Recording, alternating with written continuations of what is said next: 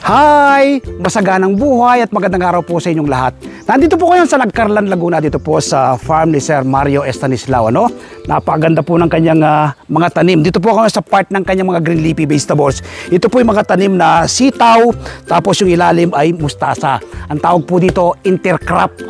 Sipin nyo po, isang taniman lang na ganyan, kasalukuyan ang inaharvest yung kanyang mga tanim na mustasa, tapos ito malapit ng magbunga.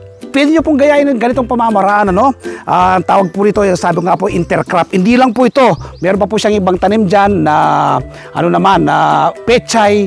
Tapos, yung kanyang main source of na tanim, yun pong kanyang hydroponics method of farming na lettuce, NFT, at saka po, meron din po siyang kratki kung tawagin.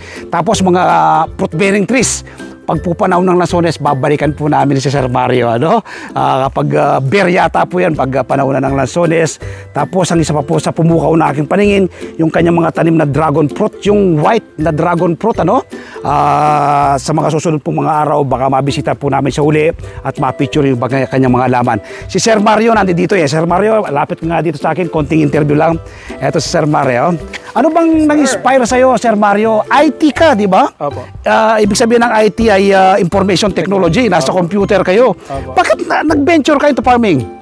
Yun po, nung panahon ng pandemic, wala po tayo masyadong ginagawa nun. Yes. So, binalikan ko lang po talaga yung parang siguro yung calling ko bilang isang farmer. Yes. Opo, kasi sobrang nakakatanggal po ng stress natin yung pagpa-farm, lalo na pagka nakikita natin na lumalaki, nakaka-harvest na tayo. Yun, nakakatuwa lang po na nakakapag-grow tayo ng sarili nating pagkain. Yun, alam mo Sir Mario, itong personally natutuwa po ako sa inyong grupo. Magkakaibigan kayo, college friend kayo. Sino sa po yung mga to? Charlo Pilayo po at saka si Rino. Yan, kayo pong tatlo magkakaibigan from Kuleo hanggang magkaroon ng sariling pamilya, magkakaibigan pa rin. Nag-venture kayo into farming. Yung kabataan ngayon, wala nang masyadong inihiling nila is gadget na. Masasabi mo ba na yung farming is profitable and enjoyable? Enjoyable, definitely. Profitable. Yes. Sa una, syempre magkailangan mo mag-invest. Pero eventually, yan, kikita na po. Yes. Basta wag ka lang susuko. Ano pong pwede yung ibigay na advice sa ating mga kabataan ngayon, sa mga nanonood sa atin ngayon, na gusto po na nang mag-venture into farming? Una, aralin po natin maigi.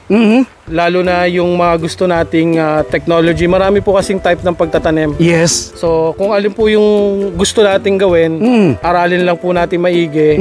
At pagka nag-fail po tayo, wag po tayong titigil na mag-aral. Yes. At saka patuloy lang po natin kung gusto talaga natin.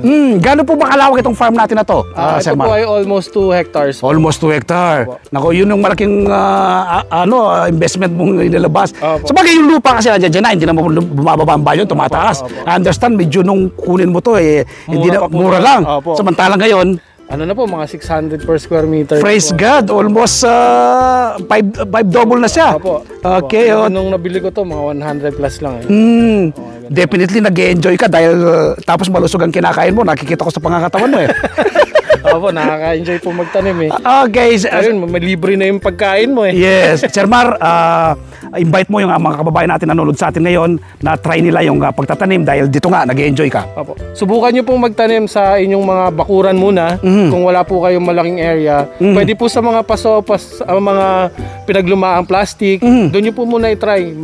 Sigurado po ako matutuwa po kayo pagka nakita nyo nagbubunga na po yung itinanim nyo. Naku, napakaganda po ang imbitasyon ni Sir Mario. Nagawa po niya yung magtanim.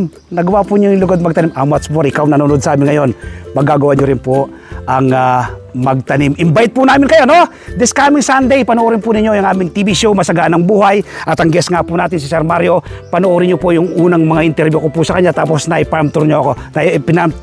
Tour niya po ako sa kanilang napakagandang farm na ito.